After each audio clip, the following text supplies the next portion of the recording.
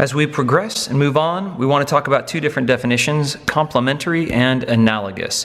You have the definitions here for you because, we care about you and want you to be well educated. I'm going to start with the complementary colors. Any two colors that are across from each other on the color wheel. It could very well be blue and orange.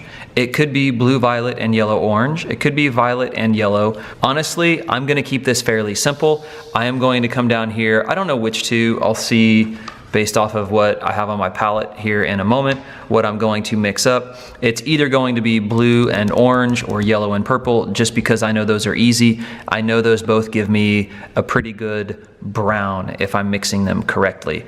I will note that our particular red and green tends to be more of a gray versus a brown, and just knowing that any neutral color there in the middle, whether it's that dark gray from red and green or a good brown from purple and yellow or from blue and orange, will work. As I have clearly decided to do blue and orange as my complementary colors, I'm just going to move my palette over here and talk for a moment.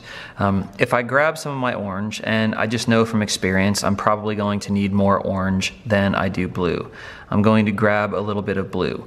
Now if I don't mix these correctly, it's not going to give me a brown. So let's see what we get. If I take some of this and I start to mix it into my blue, what you're going to notice is that that's not brown, and I can test that out on a scrap piece of paper.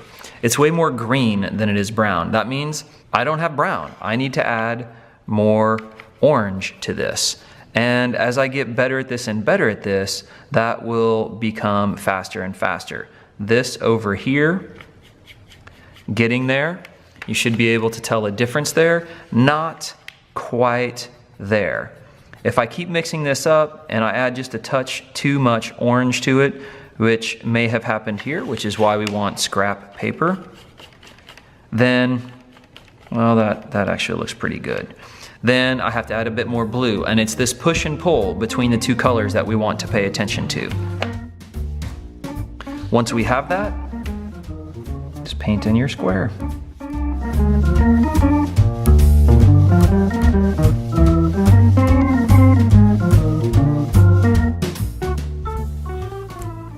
If we're talking about analogous colors, we are talking about 3 to 5 colors adjacent to one another on the color wheel. What you don't want to get into is a complementary color situation. So this could be blue-green, green, yellow-green. It could be green, blue-green, blue, blue-violet. You do kind of have to be careful. You don't want to get into the yellow-orange all the way around to, I guess that would be blue-green kind of a situation. Technically that's 5, technically that works. It would be better to kind of stick with something like this combo, blue around to yellow, maybe blue around to red, something like that. I personally would rather you put a primary or secondary color in here and choose 2 tertiaries to go here. Ultimately, I'm gonna leave that up to you. Now let's get me over to the palette and see what happens.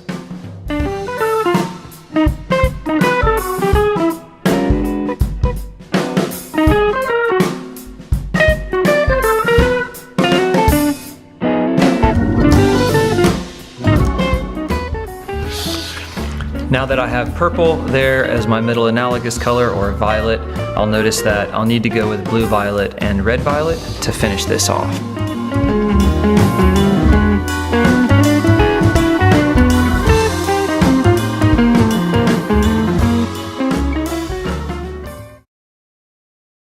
Now we have our 3 analogous colors. Remember, 3 colors that are adjacent or next to one another on the color wheel, and we have 2 complementary colors, 2 colors that are across from each other on the color wheel, which when mixed together give us a neutral brown. As we work our way down this worksheet, now we want to deal with the value scale. We've talked about this before. We use those different values in order to create depth and dimension in our drawings and our paintings.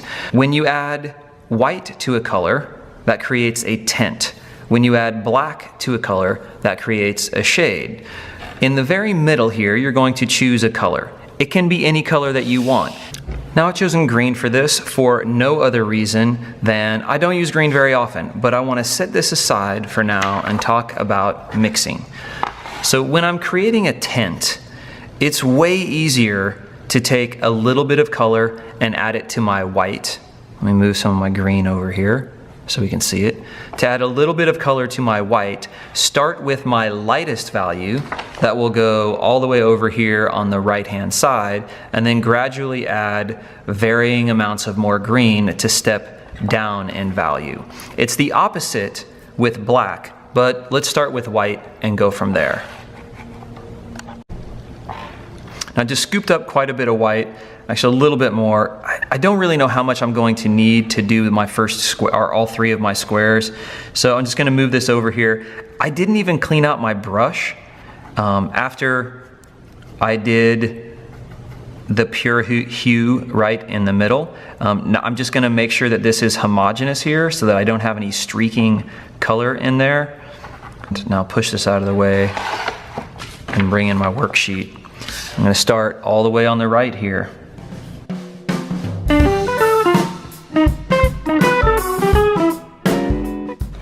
That looks pretty good. Now, moving this to the side, what I'm going to do is come over here and actually pick up a little bit more of this green and mix it into there. A little bit. I can always add more if I want to make a bigger difference. Going for a homogeneous mixture. Once I have that, I will go over here to the next box. And I should be able to tell a difference between the two values that I have here. And what's kind of nice is in between these, since I'm stepping down in value and I'm making gradual changes, I haven't even had to rinse out my brush in between. So again, moving that to the side, I'm gonna come over here. And now what I'm gonna do, because I have some really light green over here, I'm just gonna take some of this and I'm gonna mix it in with my green over here, trying to make a fairly significant difference. Actually, I think I need a little bit more just paint. I should be able to notice quite a bit of a difference. To come over here and do my last box.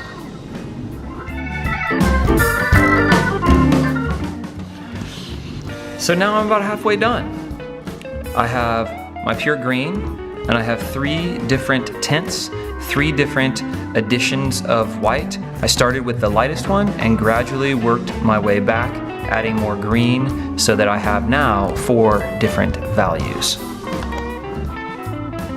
As I'm ready to begin shading this color or adding black, it's actually better to do it the opposite way that I did the white. I'm gonna start with my green and gradually add the smallest amounts of black to that.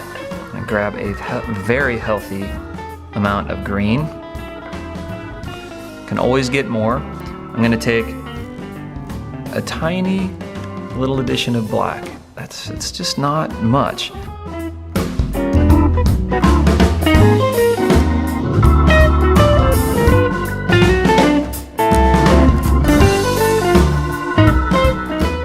Grab a little bit more black, add it to this green. Bring my worksheet back over.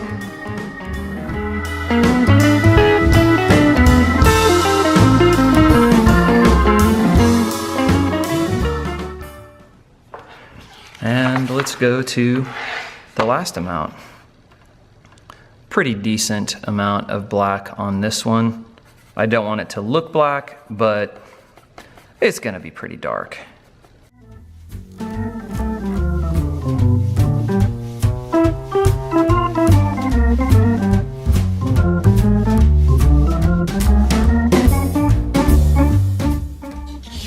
And now I have my different value scales. I can tell this one probably needs a second coat. It got a little thin there. That's why it looks a little darker around the edges. Not the greatest application here, but now I have pure hue with 3 different shades, adding 3 different quantities of black, and my pure hue with 3 different tints, adding 3 different quantities of white, We've had a few different videos with this particular worksheet. This is what it looks like at the very, very end.